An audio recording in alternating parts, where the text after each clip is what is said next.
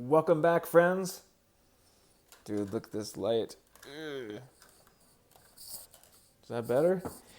So today, I have a lot of things going on. I don't show you guys most of what happens in my studio, but today we have I had some customers stop in that found me on a Google search, which is where I have a lot of my customers come from, actually, because I've positioned myself as the number one most 5-star reviews in my little town here, which isn't saying a lot. There's only 3 of us jewelers, but that was my goal when I started. I need to be number one on Google Maps for reviews. So that's anyway. I will flip this around in a moment, but I have an opal ring in 18 karat rose gold and the wedding band match set. So boom, the match set. They're too big, so I need to go down to a 6 1/4. Right now, we'll take my trusty mandrel, and we have 7. I don't know if you can see that with this. I have the self-facing camera. I think that's showing up correctly. Anyway, it's a little over 7 1/2, so we need to go all the way up here to 6 1/4. So I need to cut a piece out, and there's a little. I'm going to flip this around to show you the little diamonds that I'm going to probably have an issue with. So here's the ring, and my light kind of washes out this opal. It is actually kind of iridescent and sparkly, but you see these marquees on the side right there? That marquee is probably going to come loose. It's only held in by one prong on each point, and when I take a little bit of material out of the back and squeeze it together, it's going to open up the setting slightly on the top, and I'll probably have a loose diamond there and on that side. I hope not, but I anticipate that will happen. I don't think I'll have anything else come loose, but we will see. And then the band, I actually anticipate the same thing, maybe. The prongs are a little bit more protruding up on this one, so it might not have as much an effect. You know what? They're probably going to come loose. Whatever. It's part of the business. It's part of each sizing. So we're going to take a piece out of each one of these 18 karat rose gold and size them so they fit my customer, and she can come back in and get them. So here we go. Let's check our opal ring once again. Just about a 7 1/2. We need to go to 6 1/4. So that's 1 1/4 sizes down. I believe the other ring should be the same. Yep. So we need to go down 1 1/4. I have this old mandrel, and it has these marks on it right here, where we can mark each of these lines is a size. So we want to put our dividers just over 1, approximately 1 1/4 sizes down. And we'll mark it on here, and then we'll mark it on our ring. Guys, I'm not going to lie, it's pretty cool.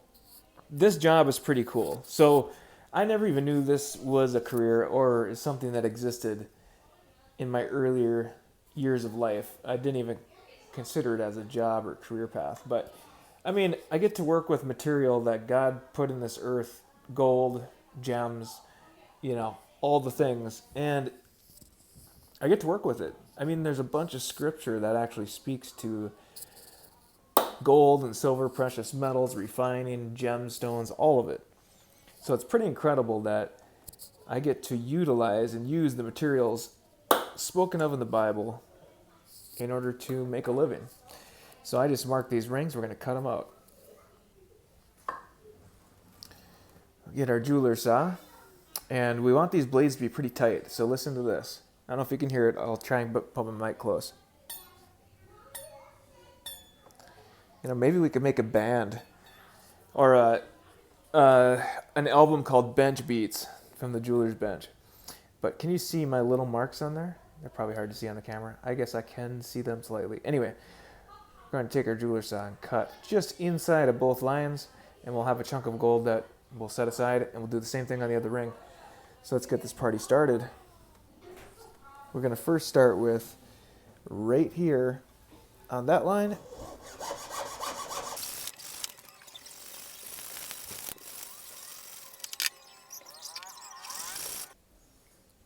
Next order of business is to bring this gap in. So this is where these diamonds can come loose, because we're going to be pushing here, and that's going to open up some of the top. So we'll see what happens. I'll get this close. We're just gonna, these bands are quite thin, so we're just gonna manipulate this with our fingertips. No need to really use any tools here. And actually, this way, we're not gonna mark up the band with tool marks either, so we don't have to have an extra step of cleaning up our tool marks. But what I'm noticing is, I did not use my file and get the flashing from my saw marks or the saw blade off. So I'm going to take my little equalizing file, put it on my bench pin, and open it up slightly. And then just file the flashing.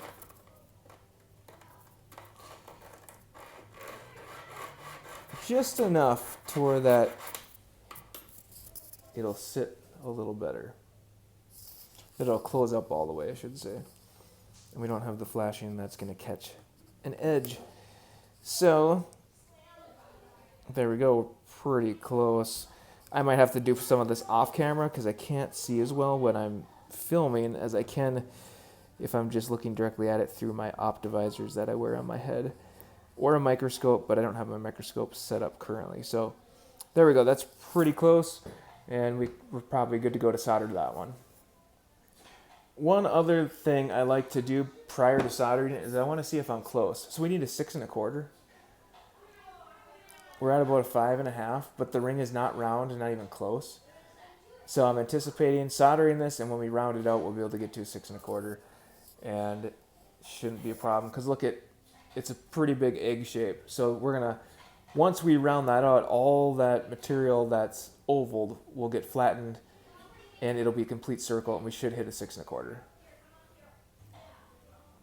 One other cool thing about this industry, and I've made videos about this before, but you see all this dust on here? Watch. See all that dust moving around? That's all gold dust. Gold, silver, platinum, whatever I happen to be working on. But it's valuable. You know, I don't know any other industry really where the dust that you make has value and significant value. Now, it's not valuable as dust for anyone, you know, to gather up or go look for, but it is valuable when you send it into a refinery and they do their thing and get it to back to complete 100% 24 karat gold. And they do that through acids and refining processes that I don't know how to do. But when they do that, you know, they get gold again. So you're recycling what you have. It's like, remember when you were a kid, and maybe you guys didn't do this, but I did, or we did. We collected, where I'm from Minnesota originally, and we called it pop. So you collect pop cans or beer cans. Everywhere else calls it soda. You collect those aluminum cans, and you could bring it to the recycling place, and they give you so much per pound. It's, you know, who knows, $1 a pound. I don't even know how much they gave you for recycling those aluminum cans. And it's a similar thing, except the dollar amounts are much more, of course, with gold being what gold is. And just remember, like, this ring is 18 karat gold. It's 75% gold, and the other 25% is alloys, typically copper and silver. Or, yeah, more copper than silver in a rose gold band like this. But, so 75% for 18 karat, 14 karat is 58.5% pure gold. 10 karat is, wow, I just stumped myself. I don't know what 10 karat is. I rarely work in 10 karat. It's always 14 karat or 18 karat. So, anywho, the dust has value, which is a cool part of this job. Next, we're going to solder. Now, this opal right here is not going to take any heat, so we have to protect it. Here we have our pink stuff again, just like in our last video, that we're going to sink our opal into. So we'll put it down in there, and then I get it on my fingers. It's not, I don't think this stuff is toxic. I hope not. I hope it's not toxic. I don't think so. It's some kind of gel. Whatever. Everything's toxic these days, it seems like. It's funny I say that because we eat all organic and healthy and all that stuff. So it's funny when you have to work with what can be toxic materials. I don't know. You can't protect yourself from everything, but you do what you can. Now we're putting our flux on, the FLUX. So our solder will flow. We're using hard solder. And next is to get the solder on my soldering pick, which I'm doing off camera. And then I'm going to be soldering. I'm going to heat this from underneath to get the solder to flow towards my flame. So it goes towards the heat. I'm going to go ahead and do that right now. I actually have to duck my head underneath the camera so I can see what I'm doing. So I don't know if you can see my head in this, but... So I'm heating it up.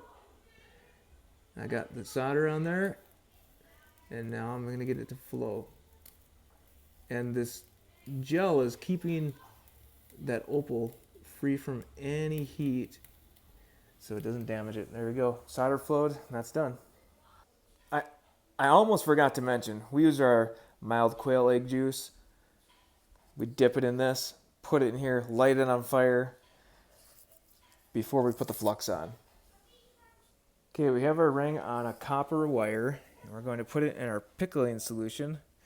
Now this one has diamonds in it, so there's no worry of damaging anything. I would never do this with the opal ring. It's far too sensitive for this heat. So I'm just going to flip the opal ring upside down and hit the bottom of the shank in here, and this gets the flux off, and then we'll go to the bench and finish it up. Here we are back at the bench. You can see my solder. I haven't done anything to these except for put them in the pickling solution. Same with this one. They're soldered shut. Now we can start rounding them out and finishing. And I'd like to reiterate, I've done this in previous videos, but this right here is one of the pieces of gold. The other one I think fell on my bench drop down here. This is one of the little pieces of gold.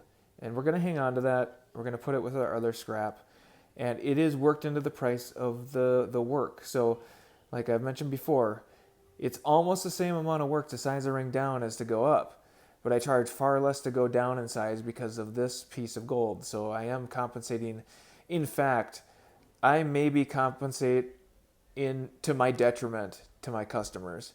They get a far better deal going down in size than going up because I'm not supplying the gold. There's one solder joint. But even so, sometimes it causes more work because diamonds come loose when you go sizing down. So we'll check that next. So here's how the opal ring turned out. It is polished up, ready for the customer to come in and try it on. And just what I thought happened did happen, or would happen. These marquees, that one and the one on the other side, were both loose, so I had to tighten those up by pushing down on that very end prong, and that tightened both of them up. But other than that, nothing else came loose. I do not put these opals in an ultrasonic cleaner either, so I had to scrub it with an old toothbrush by hand and get all the polishing compound off, but turned out great. I already texted her. She's excited to come and pick it up.